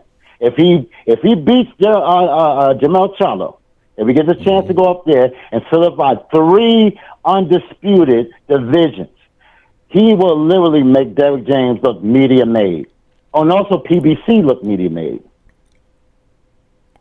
Maybe. Do you agree? The only way I would say that is if so then you would, the only way he makes PBC and Derek James and all these guys look media created is if you're basically saying Terence Crawford isn't as special as people are saying he is. Because if he's just that special, then they're not media created. They're just going against a special talent. That's like saying Karl Malone and Patrick Ewing were media created because they went against Jordan and couldn't win. That sound right? Well, okay, let's do this. I mean, you got to look at because PBC is Al Heyman. Okay, so you can actually say these negotiations was, stalled because of Al Heyman's advisory. As opposed, and as much as I don't like him, what's his name, Top Rank, Bob Arum, and he was basically calling that out also. You know what I'm saying? As much as I don't like Bob Arum, he was kind of calling that situation out also as far as Al Heyman sort of not getting, with the negotiation or even on other fights. And so I'm just trying to say we can't look at PBC in that fashion where they only keep their fighters in-house. And then, and so, I mean, I don't know how he goes, how the PB fighters are going against Top Rank, You know what I'm saying? When they go head to head, but if they ever give them a fight. I'm just throwing that out there, you know what I'm saying? And trust me, I'm an Errol Spence fan. I cried, okay? I cried, but at the same time, I looked at it for real. Terence Crawford is committed to his craft. Errol Spence just want to make some money, as he said in that press conference when he just wanted to make some money. Terence Crawford don't drink, just like Floyd Mayweather didn't drink. Okay, these guys are committed to their craft, and they were all both. What you see about Terence Crawford and Floyd Mayweather, they were able to make adjustments immediately in that ring. And you see Errol Spence, a drinker, was not able to do so. Okay, and I'm not saying that that's what it stopped it, but it seemed like you can't ignore the fact that even on a physical basis, not just on appearance, but the internal body, Terence Crawford seemed much stronger. I don't know. What y'all think? Yeah, he definitely looked stronger last night. And that was definitely he looked smaller but stronger. But that's internal. He had an internal a strength that it seemed like that shell that Errol had could not compare. Yeah. No, I don't disagree. Well, listen, anything else you want to share with people? Nah, I'm gonna let it rock. Let you hold. Let me just look at this paper real quick. Second question. Now that you see Errol take a beating like that, what would you do if you was Ryan Garcia? Like for real, for real. You know it's got to be going through Ryan's head. Like, damn, I just got with this guy. And Ryan is worth, whoever he fights, they're going to make $1 million, pay-per-view buys. So what do you think? I don't know, man. I can't necessarily say that it's. I don't because Come I don't on, know. Man. Y'all brothers ain't thinking, man. Y'all brothers are geniuses, both of y'all. I got to get some feedback, man. Y'all know y'all have an opinion. Yeah, I mean, I'm Ryan Garcia, he came from Joe Goosen. He's with Derek James. I mean, what happened with Spence doesn't mean that's going to happen with Ryan Garcia unless Ryan Garcia is going to fight Bud. No, but what I'm saying is after Bud after one of the Derek James fighters took a beating like that and he had no solution. And we thought Errol Spence was the greatest shit since whatever. And he had no solutions. I mean, that would inspire any boxer now to take a new approach on how to fight Derek James fighters, or how to fight Derek James fighters. I mean, I'm just saying that because it seemed like Derek James, as you say, Charlo and Spence kind of fight the same, and so that's all. But anyway, I'm gonna let it go right here. I appreciate your time, brothers. Y'all are geniuses. Peace. All right, appreciate you, man. Thank you. Appreciate you. I wasn't trying to avoid the answer, but I'm gonna be honest with you. I'm dead ass tired right now. I am tired as hell. I'm just gonna read this message somebody put in here. You guys have been hating. You guys have been talking shit about Bud for years. Jason, what about that doesn't even make sense? You guys been talking shit about Bud for years. Years. We've been around. We haven't even had a channel for years. The channel's like 15, 16 months old. It's like these guys just make up stuff, dude. Anyway, shit, man. Yeah, man, I wanted to come in and just do this live and give you guys the opportunity again to come on and voice your opinions and stand in front of the firing range, if you will, for people to take their shots if they feel like it, or do their gloating if they feel the need to do so. It is what it is. We got this one wrong, and it is all good. We will be back. I don't know if it's going to be tomorrow. It depends on what developments happen here over the next few hours. But of course, we're going to be dropping boxing content this week. And hopefully none of it is Errol Spence versus Terence Crawford, because right now I'm so tired of talking about this. I don't know what to do. Yes, sir, buddy. But yeah, Appreciate you guys, and be on the lookout for fresh new content. And if you're new to the channel, please subscribe. Jason Williams, you've been hating since your infancy, Greg. Yeah, that might be true. That's definitely true for Jason. Like Chicken Talk say though, when I hate, I have logic behind my hate. Yeah, guys. If you're new to the channel, go ahead and subscribe, and until next time, peace. Peace.